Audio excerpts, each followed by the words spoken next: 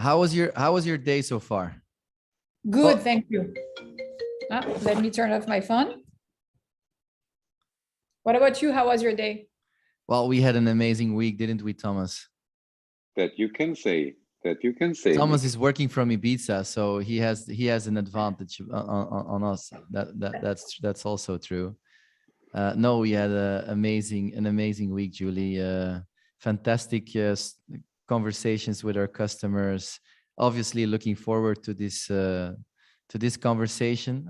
Just by the way that you wrote the book, Waving Scientific Research with Insights from Shakespeare and the Greeks, and I know we are going to hit it off. I'm 100%, no doubt. So tell me, how do you? So I'm looking forward to the conversation. So thank you. I know you sent me the question you want to, the spirit of the question you want to start with and end with. Yeah. That's Thomas. Typically, we just dive in, right, and we feel in the moment. Where do we go? And the sign maybe after half an hour or 45 minutes is, hey, what's the biggest mistake I can make? And then that's for you to know, like, okay, we're heading towards the end. Obviously, I read your book, not entirely, but quite a bit, and so I have some follow-up questions as well of things that I read in the book that interested me. So yeah. Perfect. Sounds good. Yeah. That is great. So, Julie, you know what we do? I know what you do. You ask the questions and your guests reply. No, when we are not just doing podcasts. I know what you're doing, yes, but tell me more about. You sounds like you had a great week this week. So what we are doing is, Julie, we take traditional dinosaur companies with command and control structures and boards and shareholders and hierarchies and all that stuff. We take them by the hand and we bring them into the unbossed promised land. Yeah. That's what we do on a daily basis. And okay. Why are they coming to us, Julie? They come to us for two reasons. The first reason is that they realize that as dinosaurs and oil tankers, they are much too slow today to react to markets which are changing on a weekly basis compared to markets like in the 1970s, which changed on a 10-year basis. That's reason number one. And the reason number two is that these dinosaurs, even if they have shining brand names, are not able anymore today to get the talent they want and need with a hierarchical command and control structure. Because the generation which is entering now is not accepting anymore for 5 years or for the first 5 years of their careers, a command and control structure with job descriptions where they are being told not only what to do, but also how to do it in an exact way. So these are the two reasons why they come to us. And then they tell us, these CEOs, guys, I want to unboss, but I have no clue how to do it. And I have no clue where to start. And that's where we come in. And that's our jobs on a daily basis. That's what we do. And apart from that, we are doing, Nick and I, we are doing this unbossing podcast to get this inspiration. The listeners are mainly executives who want to get that inspiration, how to do it, and what are, as Nick said, the biggest mistakes to be avoided. So that's the purpose of this podcast. And now I leave the word to Nick and to you. Well, just very shortly in terms of background, Thomas, he comes from the corporate oil tankers. He was a sugar CEO for 15 years, and I come from from rather another path. I've unbossing in my DNA. And I just couldn't believe the first time I entered the corporate organization that this is how we did things. And in that journey, we met each other. We have a fantastic team, and we try to inspire the world. So, and when you unboss organizations, do you also give power to workers and change the representation of people on boards? And that's why we are so excited. That's the very definition of that's unbossing. The very definition. So, Yes. so then we're going, either you're going to be very unhappy with me or very excited. We'll see where we meet. Yeah. Julie, I can put it in one sentence. Our job is to scare CEOs to death. Yeah. We scare them to death on a daily basis. And so we do the same. Yeah. And we also annoy them on a daily basis by telling them inconvenient truths. That is my main job. Sometimes Nick gets a heart attack when I'm doing it. But this is what we do. It's provocating. It's scary for them. And yeah, what you just said. Yeah, and that's why we are so excited. This is the power episode, Julie. We are going to have the power episode with you. And while reading your book, which is, by the way, again, it's fantastic. I love the way you waved super cool scientific research on empathy and on what power does to you, with then the stories of ancient Greeks and philosophers. And so really love it. As a starting point, maybe before even the question that I sent to you in advance, what is power? Maybe for the listeners, that we have a central. So help me understand that you guys edit it, or we start and this is it, so that I understand. Yeah, we just have a conversation. Okay. No editing. Just the flow. Okay. Just the flow. So what is power? Power is the ability of an individual or a group of individuals to actually influence other people's behaviors. And it can happen through persuasion or coercion. Now, that's the definition of power. But the truth, as we explain in the book, is that once I've given you that definition, I haven't really said much, because the next critical question is, but where does this power come from? And to answer this question, what you have to do is understand what we refer to as the fundamentals of power. And I'm going to make a strong statement. I'm going to tell you that the fundamentals of power were the same thousands of years ago as human beings were getting organized to live together on this planet. And I'm willing to sign a document now telling you that they will remain the same for as long as there will be human beings on this planet, assuming that we get our act together and that we do not destroy that planet. So here is what the fundamentals are, right? Power is about control over access to valued resources. I have power over you if I control access to resources that you value. And you have power over me if you control access to resources that I value. A trivial example is in an organization, right? Let's imagine we work together and you actually control access to a budget that I need to be able to accomplish my work. Then let's be realistic. You have a great deal of power over me, right? But we human beings do not only value money and material possessions. We value them, but those are not the only things we value. We also value psychological resources. And so it could well be that I stand for some moral values that are important to you and that you want to be associated with. And if so, that also gives me some power over you, right? Think about it. That's the kind of source of power that social change makers like Gandhi, Mandela, Martin Luther King, or more recently, Malala Yousafzai and Greta Thunberg have used, right, to rally people behind their causes. So that's what power is. It's about the ability to influence others.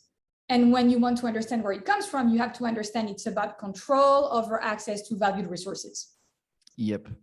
So if you want to exercise power in an organization, you need to understand what your audience value, right?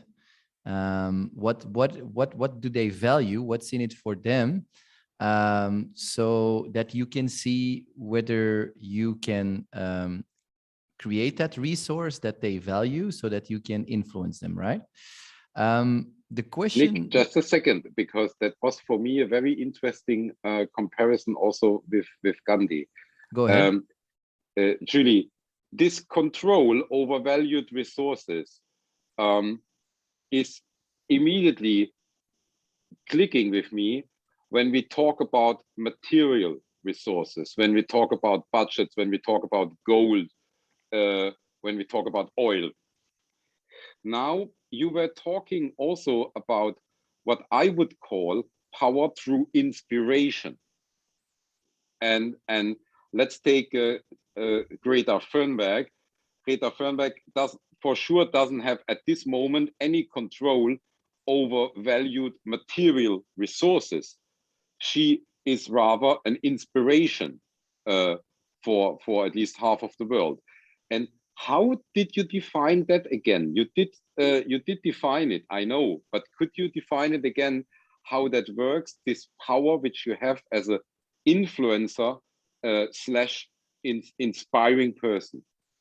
Absolutely, this is critical. So when I say that power is about control over access to valued resources, what it forces us to do is to think about what do we mean by a resource, right? And you're right to say that quite often we associate the word resource with material resources, with money, right? But what we have to account for are what I refer to as the psychological resources. We human beings have different kinds of needs. We have a need for affiliation, for example. We have a need for recognition. Some of us have a strong need for morality, right? Yes. Now, this is where, if you think about Greta Thunberg, if you think about social change makers, what's at stake there is that these people stand for moral values, right? Mm-hmm. And they help us understand that change is needed at some point. And the people around them want to be associated with these moral values. They want to be part of the change. And this is indeed where inspiration comes into play, right? This is a critical source of power. This is a critical way you have to influence people and influence their behaviors. Thank you. I love this definition. And with that, I give the word back to Nick. And maybe one thing I will add that I really want to clarify here is that once you have power, because it's related to your question too, right? Once you have power, it's up to you to decide how you're going to use this power. You could use it to manipulate others and advance your own objectives and be very instrumental. You could decide not to use it, or you could decide to use it to empower others, to give them access to more resources, to enable them to go take action, right? To fight the climate crisis, to change a system that's utterly unjust. So again, it's sort of where power comes from, and then what you're going to do with this power you have and the extent to which you're ready to use it to empower others. Mm-hmm. Julie, it's right to our point, because we work a lot with inspirational power during the unbossing journeys, with our own inspirational power, but also with inspirational power which we are waking up in people who are already in these companies and who could become leaders also without a budget, you know, and without having a C-suite title on them. But again, I give the word to Nick, because I'm gonna ask a follow-up question exactly on what you're saying. That is that how can those with less power challenge established structures? In other words, Julie, a question that we often get is, do I need bureaucratic power to start unbossing the organization? So thank you for asking this question. It's a question, as you can imagine, that I get a lot too, because I'm teaching about power and I'm advising change makers and professionals in organizations across sectors. So this question touches on one of the core misconceptions that people have in mind about power.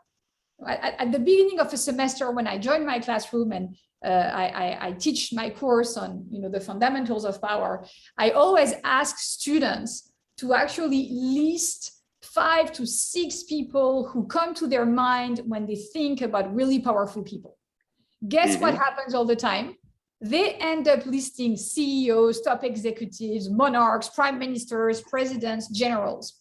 And that's the misconception, right? That's a misconception, this idea that power is only for the people at the top, that it is for all of these people at the top of a hierarchy, and that somehow it wouldn't be for those who are not at the top of the hierarchy. Now, this is a misconception that's related to a confusion between power and authority. What is authority?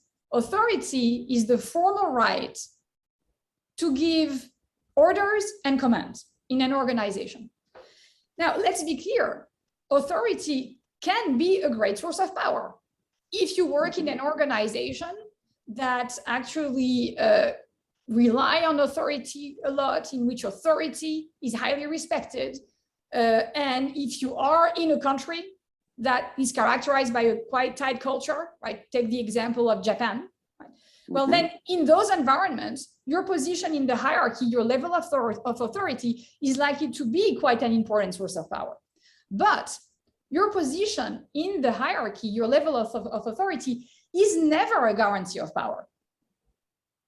People are often surprised when I say so, but many people come to me, and I'm sure they come to you as well, among top executive CEOs, because they feel powerless. They are at the top, but they are unable to push for change. Exactly. They cannot find a way to influence people internally so that they can get things done. So being at the top is no guarantee of power. And now, to really answer your question, I'm going to go one step further and say, and by the way, in fact, the people who have the most power, the people who are able to have the most impact to implement change are quite often not the people at the top, right? They happen to be middle managers or even frontline workers. And in our research with Tiziana, we've studied change projects across industries across the world. And what we see is that the most effective change makers most often are not the people at the top. They happen to be the people who are well connected in the organization,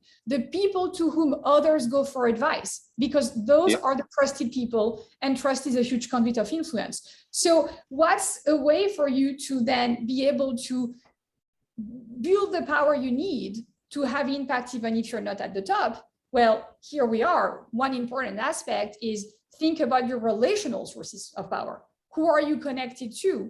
Are you helping these people? Do they trust you? Do you trust them? We're not talking about being manipulative here. We're talking about having a learning mindset, helping people, being open, and then developing the kind of network that will enable you to push for change internally.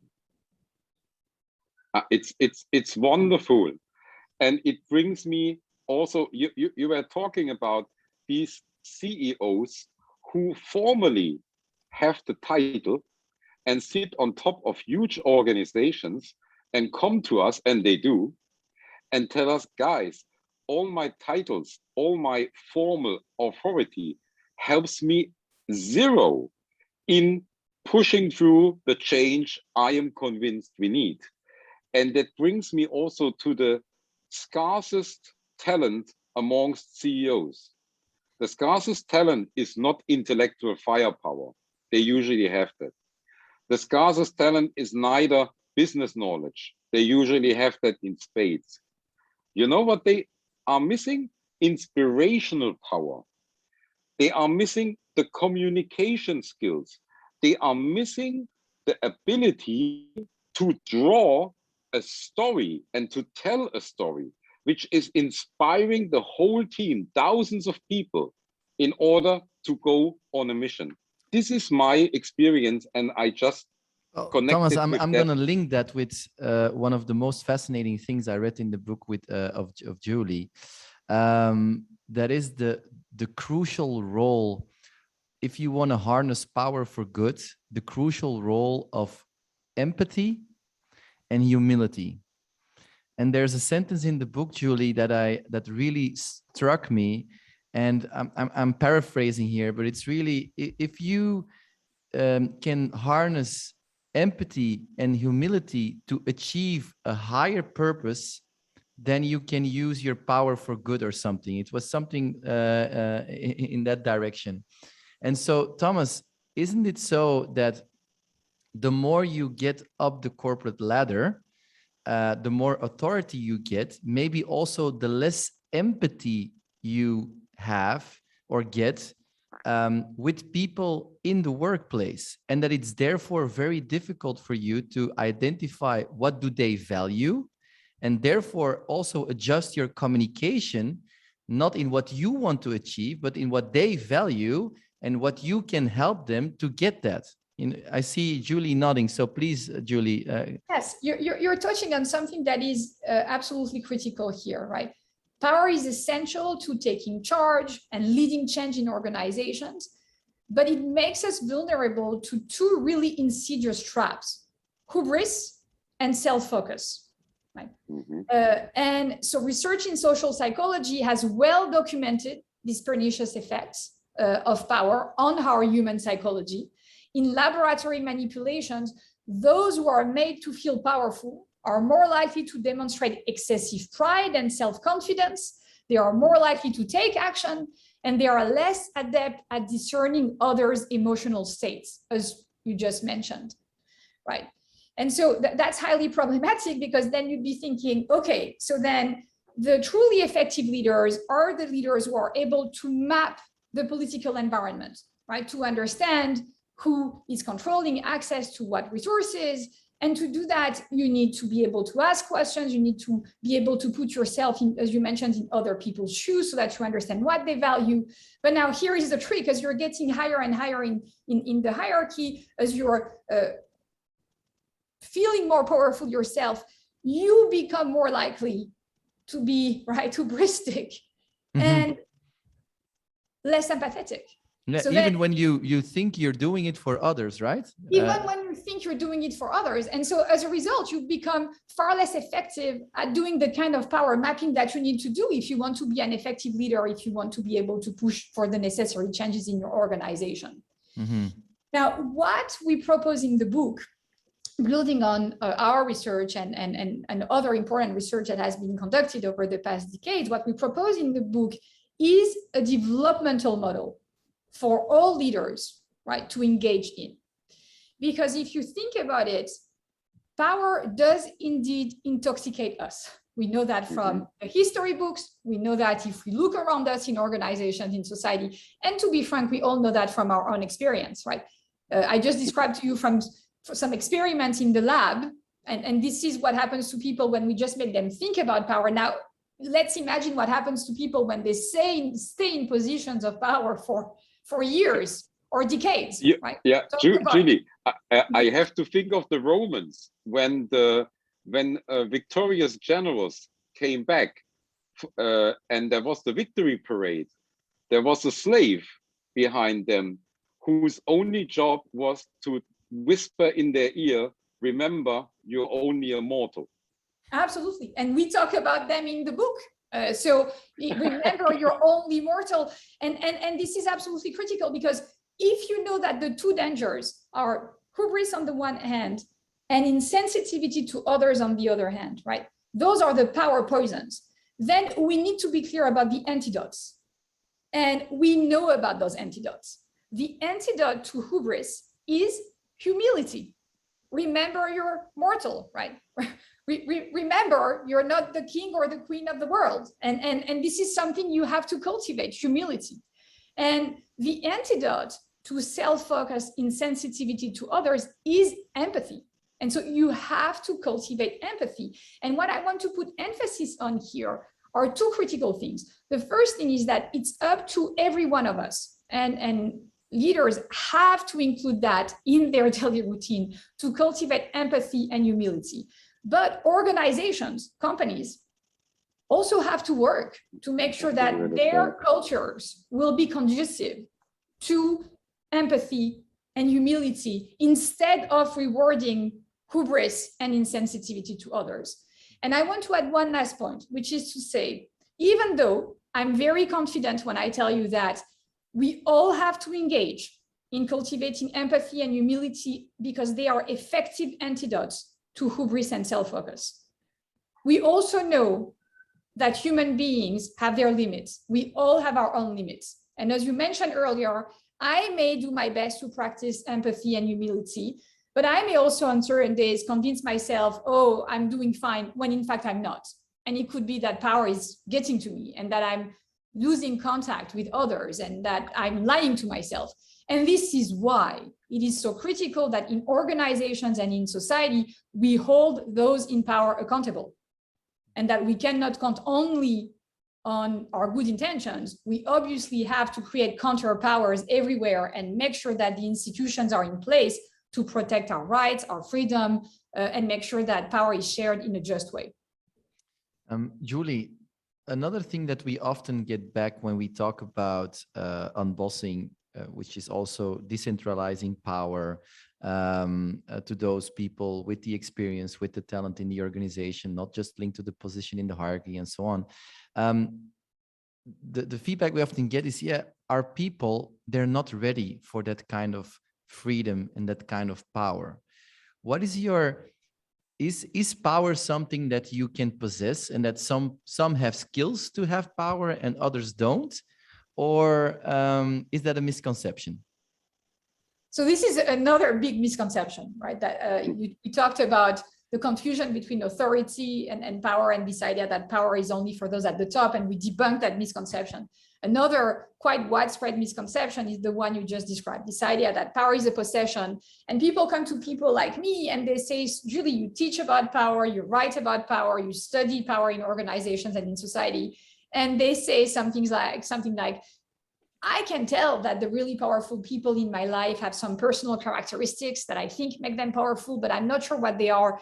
Can you please give me the list? And I'll see if I have those personal characteristics. If I don't, I'll do a 5-day training and then I have those skills and I'm maybe powerful. I can. Some people say maybe I can develop some of them, or others are like maybe I will never have them. But I'll know, right? And if you understand the fundamentals of power, and that's why I put emphasis on the fundamentals early on, if you understand that power is about control over access to valued resources, then you immediately understand that power can never be a possession. And it's nonsense to believe that it's just about having some personal characteristics. Now, don't get me wrong. Some of your personal characteristics, I'm sure, make you powerful in some situations because those are valued. And maybe those are personal characteristics that can help you help others. Maybe you have a certain kind of expertise that's so needed on your team. And if so, that's certainly a way in which you can exercise your influence, right? But if you think about it, you're the same person bringing the same characteristics to most of the relationships in your life, and you have a lot of power in some and not much in others. So no, power is not a possession, and it's not only about certain personal characteristics. Now, I want to go back to the beginning of your question, which was about, leaders telling you, I don't think the people in my organization are ready for that. Yeah. They don't want power. Well, I'd be like, excuse me, that's maybe what you're saying to yourself because you don't share your power and you're afraid of what could happen. But if you think about human beings' fundamental needs, we have a deep need for safety and a deep need for self-esteem. So if you're wondering the extent to which your employees would actually value having more autonomy and would value participating in critical strategic decisions, well, the answer is yes. It's yes from experience, it's yes from research, because when employees have more autonomy, when they can participate more, they usually report higher levels of satisfaction. Their health also gets better. We have all these data out there. Now, this is not to say that it's always the case. I can think of situations in which you can operate a shift and now people have more to do and they have more responsibilities. And obviously you need to prepare them to have these responsibilities. You need to work with them to make it work, to help the culture change. But you cannot just hide behind this idea that no, people really, in fact, do not want that power. No, people want the autonomy. They want to be able to participate, work with them to share the power and empower them. That's going to change the culture and help everyone have more impact at work. Yeah, imagine that we would apply the same rule to their children, right? That we say, okay, your children, they will never be ready for autonomy and power, and they will live with you until they're 90 years old. It would be very, very bizarre. I want to touch one point. Yes. I want to touch one point that you mentioned. So in terms of what people need, you said self-esteem and safety. I want to touch upon the safety aspect. How do you look at the loads of research that imply that in terms of psychological safety, people are really struggling in organizations? That a lot of people don't feel safe enough to share their opinions, to share ideas, to take initiatives, to fail. Is that part of safety, that psychological safety, is that also linked to the safety that humans need in an organization? Absolutely. And, when you're talking about psychological safety, you're referring to the work of my dear colleague and friend, Amy Edmondson, on psychological safety. And this is bringing us back to our conversation on humility and empathy, right? What we do see is that the leaders who are humble and empathetic are the ones who are better able when it comes to designing the kind of team structures and systems that will create a culture in which psychological safety is present, right? Now, again, why? Because it's about role modeling. Because if you want people on your team to feel safe, you yourself obviously have to acknowledge that it is fine to not know everything. In fact, it's good that you're being clear about the fact that you yourself do not know anything and that you need others so that you can rely on their wisdom and expertise and knowledge, right? And you need to have the courage to acknowledge it when you make a mistake. But as a leader, you have to role model all of that so that the people on the team start understanding that not only this is fine to do so, but this is actually desirable. Because, and again, we know it from research, when you have that kind of psychological safety, when people all contribute, when we rotate and make sure that we hear from everyone, our team is more effective. So I think psychological safety is a necessity for people in organizations so that they can be fulfilled and they can have the kind of impact they aspire to. It's also desirable for teams and for organizations because we know that when it happens, the teams are more effective and the organizations are more effective. Oh, thanks.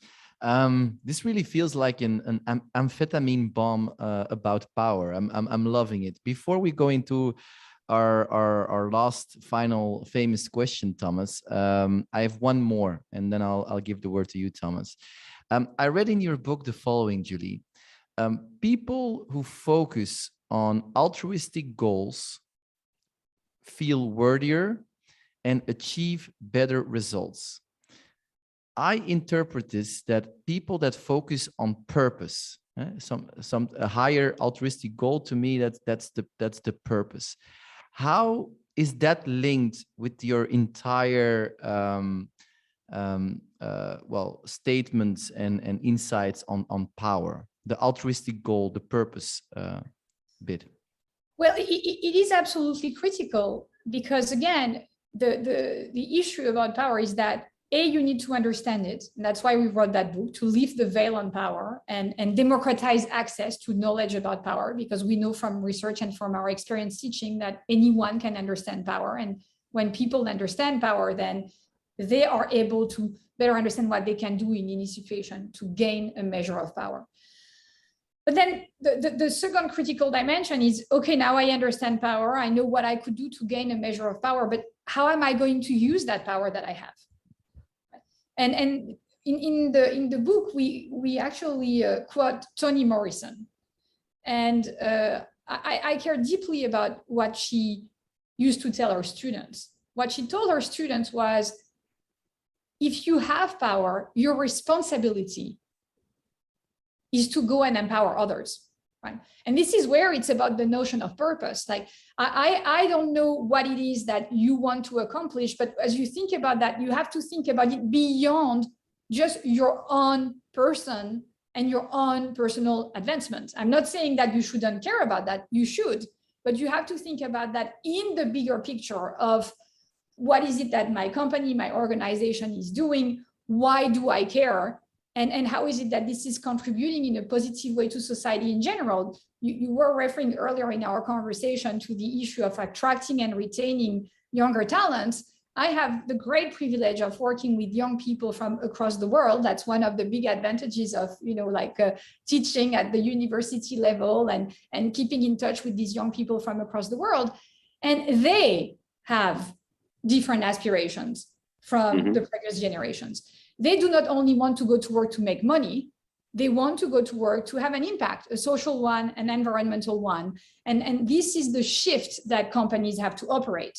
So as you asked me about power and the model, now I'm tempted to talk about what I care so much about, which is the evolution of companies and the fact that purpose has to be a critical dimension for all of us to keep in mind as we think about how we use our power. But purpose is also critical for any company, any organization to keep core and central to what they do, not as something you do on the side, as a set of CSR activities that make you feel good.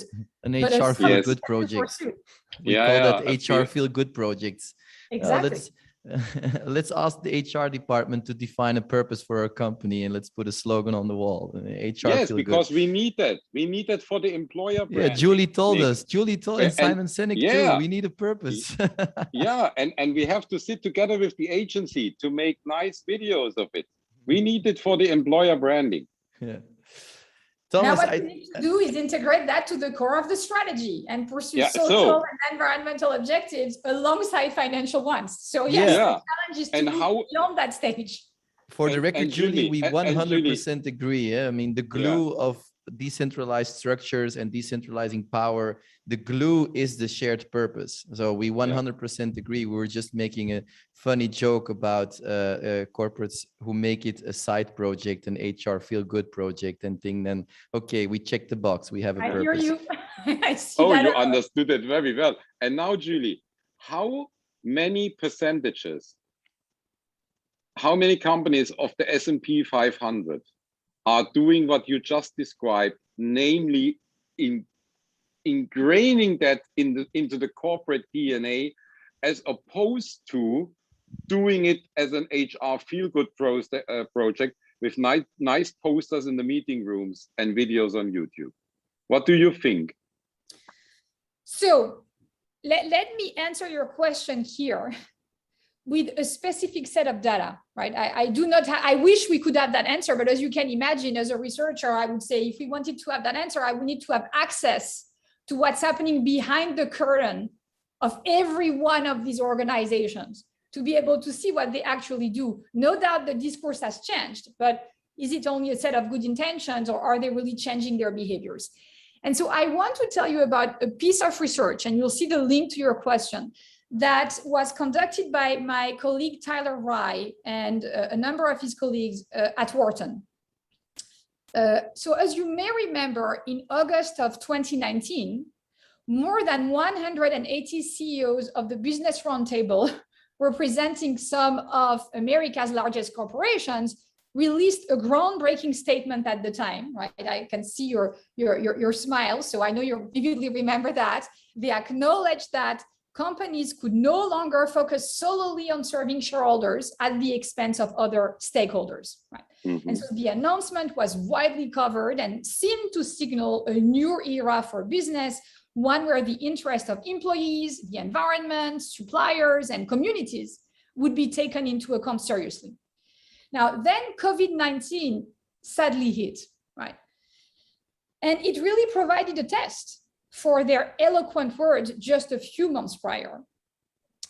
And so now let me tell you about what Tyler Rye's research has showed.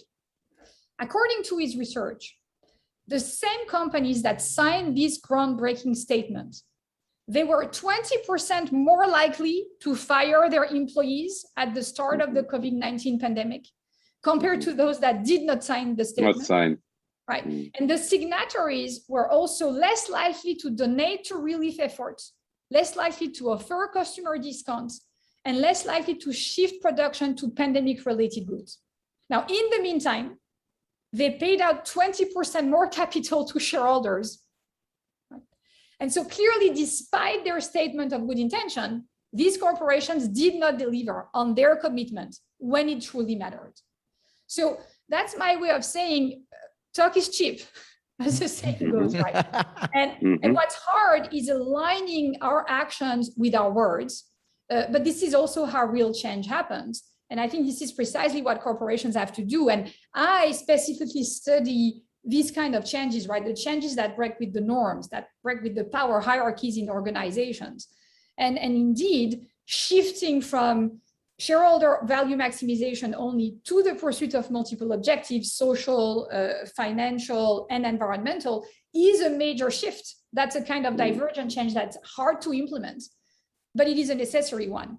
Now, I also work with a lot of top executives, top managers, middle managers, frontline workers in companies that are working incredibly hard to make this shift happen. So I don't want to only paint a picture in which we would talk about the corporate world saying, yes, we want to make things happen, but in fact not doing anything. There are so many people at the moment who are working as social change makers in their organizations. And I'll tell you one thing, I think what they are doing is one of the hardest things to do, which is to go against the grain, continue to push, continue to do it with also a real interest in your company and this willingness to make it evolve and make it change. Yeah, and Julie, hard. Yeah, and to constantly annoy, which brings us back to our core competence, because that is a main part of this job description. You have to annoy people on a daily basis inside the company. You have to remind them.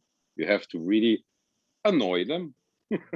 Yeah, in the sense that you're telling them things that they know they need, want to hear but they don't want to hear. Absolutely, and it's close to the work. You know, when you think about what it takes to change society in general, in the book we share a model that we've developed based on our research, which is all about the need to agitate, innovate, and orchestrate. Like, if you want for change to happen, you need to do all three things. You need agitators, innovators, and orchestrators of the change. But this is true in corporations too at the moment. And this is the hard work that these people are doing. As you said, you need the agitators, those who are going to annoy others and say, the status quo is not acceptable. I got a new job title for you, Thomas. Right? You're chief agitator. And you also need innovators, because you need to propose solutions. You cannot only say the situation is not acceptable. You need the new solutions, the new systems. And then you need the orchestrators who are going to do the hard work of implementing these changes and making them become part of the structures, of the systems, of the processes internally, so that now it's our new way of doing things. Nick, Julie has just described 3 new roles within Hyphen. So just for the record. New roles, but she definitely improved. If we would have job titles, she definitely hit the nail there. You are the chief agitator. Thomas, no, it's wonderful. I think Julie love it. Is fully ready for our final question. I think Julie was born ready, but there is no question about it that it comes now. So Julie, I'm a CEO of a very traditional company. Let's say I'm in the steel sector, or I'm in the basic food sector, and I listened to this podcast with you. And I tell you what, Julie, I am convinced. I also did read your book, by the way, now in the meantime, and I'm in my DNA a believer. Now comes my question. I want to implement all these changes which you are talking about with all my heart. I want to take Nick and Thomas at the hand to help me implement it. And my question to you is, Julie, what is the biggest mistake I could make in order not to succeed in that, despite all my honest good intentions? So I would first tell you that I'm excited that you're ready to commit in such a way, right? Because the challenges for our generation of leaders are many, from fighting racism and sexism to reducing economic inequality, saving the planet, and protecting democracy. And if we want to change our social and economic systems to make them greener, fairer, and more democratic, corporations have a critical role to play. And if you think about it, up until now, corporations have contributed to reproducing the system, and as a result, reinforcing some of these issues that I just described. And if we want for that to change, the leaders of corporations will have to be part of the change to invent the corporation of tomorrow. Now, what does it mean? If you are a leader of a big corporation and you want to play your part and help address some of these issues, I would say there are two critical things that you need to do. You need to ensure that power is shared more justly in your organization across demographic groups, as well as across shareholders, top executives, managers, and workers. And then the second thing that you will want to do is hold those in power accountable, not only for the financial performance of the company, as we discussed earlier, but also for the social and environmental impacts of the company. And as we discussed, it takes courage and work to share power and to hold people accountable in such a way. That's a kind of divergent change that's more complicated to implement. Now, in spite of the challenges, more and more leaders are raising their hands and saying, this is what I want to see happen. Now, what's the biggest mistake you could make? The biggest mistake you could make is to think that good intentions are enough to make change happen, right? I just shared with you the data that Tyler Rye and his colleagues at Wharton analyzed. And we do know that discourse is not enough. We already talked about it, right? Talk is cheap, as the saying goes. So what you then need to do is understand the political dynamics in the organization and get to understand that, yes, it's going to be a lot of work. You're going against the norms. You're going against the existing power hierarchies, but this is incredibly important work if you want for your corporation to be part of the change that we need to see happen to save our planet, to address utterly unjust inequalities, right? And to save democracy, by the way. All of these things, corporations have a critical role to play in trying to address them.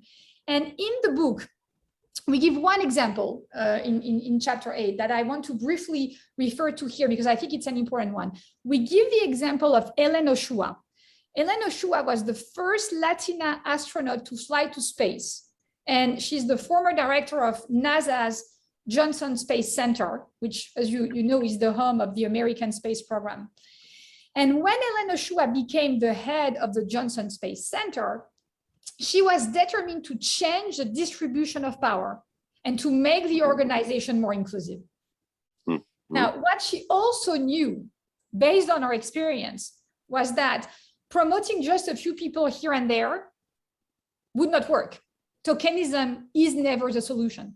She also knew that implementing a diversity program here and there wouldn't be enough. That what she had to do was truly redistribute control over access to valued resources. And that what she had to do was to change the whole culture of the organization so that it could become a truly inclusive organization. And so that's the kind of hard work that leaders have to engage in today, which is, again, going against the existing power structures, redistributing resources, and working with people across the organizational ladder so that everyone can be involved. And so, again, take the example of workers. In most companies around the world, I guess that the philosopher Elizabeth Anderson is right when she's in a quite provocative way saying that corporations are just like authoritarian regimes and dictatorships, right? Those are environments which a lot of the employees have no say. So talk about autonomy, that has to change. The employees have to be able to participate in the core strategic decisions. They have to be represented on boards. So it's important that we democratize corporations and that we think about access to resources differently. Again, it's hard work, but it's incredibly important today. If we don't do it, we know what we'll do. We'll further increase inequalities, we'll further destroy the planet. And I have so many examples, I'm sure just like you, showing that when leaders decide to make these things happen and do the hard work, things can change. And we have to do it one corporation at a time. And we obviously have to help the corporate leaders. So I know that's the kind of work you're doing. That's the kind of also inspiration behind this book that we wanted to better explain how to share power.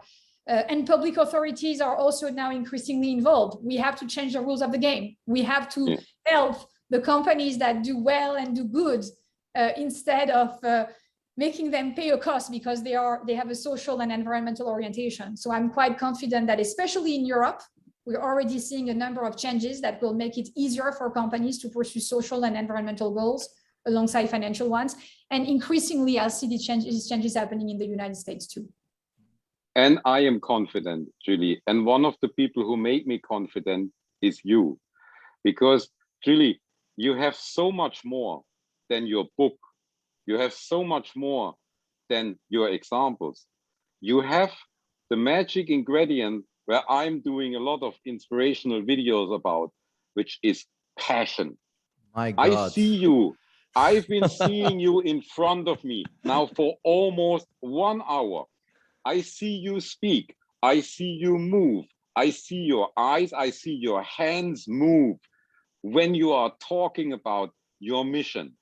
And this is the very definition of passion, Julie. And that is, yeah, Nick, you know it very, better than I do, the magic ingredient without which all the intellectual knowledge and all the deductive reasoning will not move and help much. You have it in spades, and this is making this podcast here, this episode, so inspiring. Thank you very much, Julie. Well, thank you so much, and thank you for having me. It's been a real pleasure to have a chance to talk with you and discuss these important issues. Thank you, Julie. Super, thank you. I have one final practical question. I saw that you are co-founder of the Global Initiative of Democratizing Work. Yes. Is that something that you can become a member or supporter from? Absolutely. So in the midst of the pandemic last year, in April of 2020, I got together with an amazing group of female researchers, academics from across the world. And at the time, we were talking a lot about essential workers, as you know, and we also all realized that there was a gap between discourse again and the reality of how these workers were and are still valued in organizations. And so that led us to write an op-ed with two of my colleagues that came out in the newspaper Le Monde.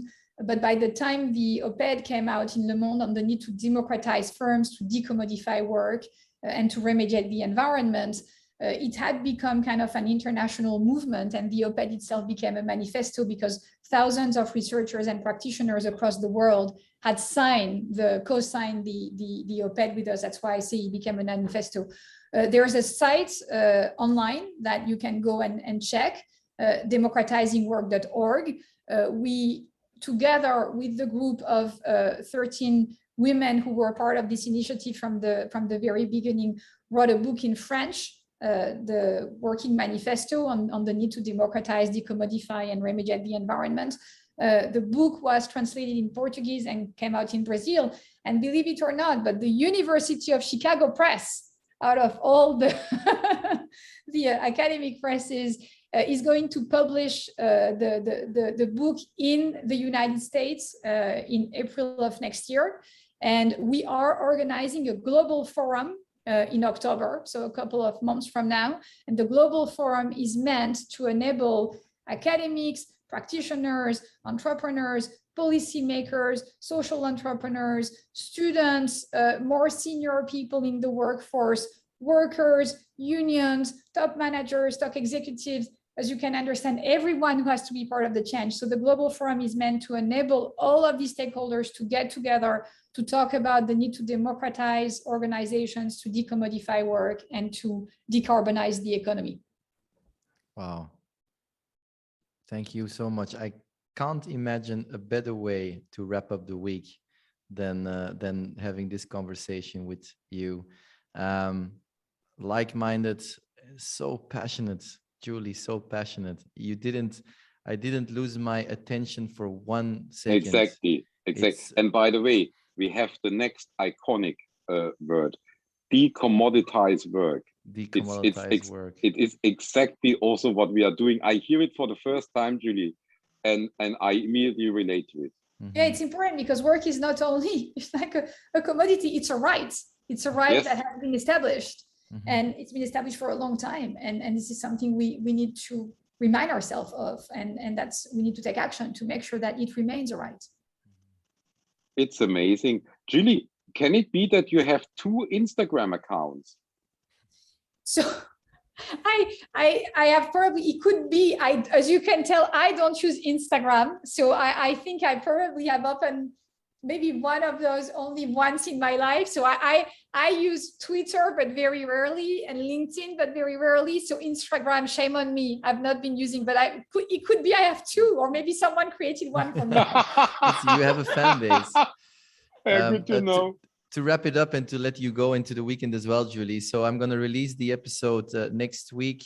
I will send all the communication that we do promoting your book as well to yourself, Tiziana, and I think it was Quinn is the name of your assistant? To Libby, yeah. Libby, yeah, Libby. Libby, so that you can share it as well. And if there's anything else we can do, we are here for you. We are on the same mission and purpose path. So super, thank you. Thank you so much. The book has a mission, which is to, empower people and help them have the kind of impact they want to have. So anything you can do, if you enjoy the book and you think it would help people, to let them know about it so that they can use it and hopefully go and have the impact they want to have. That's aligned with the mission of the book. So that will be greatly appreciated. Don't be scared when you see all the publicity on LinkedIn and Instagram that Thomas and I are going to make about it. And again, from the bottom of our hearts, thank you. Chief Agitator, also to you. You stay a couple of minutes in the call, Thomas? I will. Okay. I do and that Julie, for you, Nick. Thank you very much. You're very welcome, and thanks again. Take good care. Great talking to both of you. Thank you. Bye-bye. Told you. So, yeah.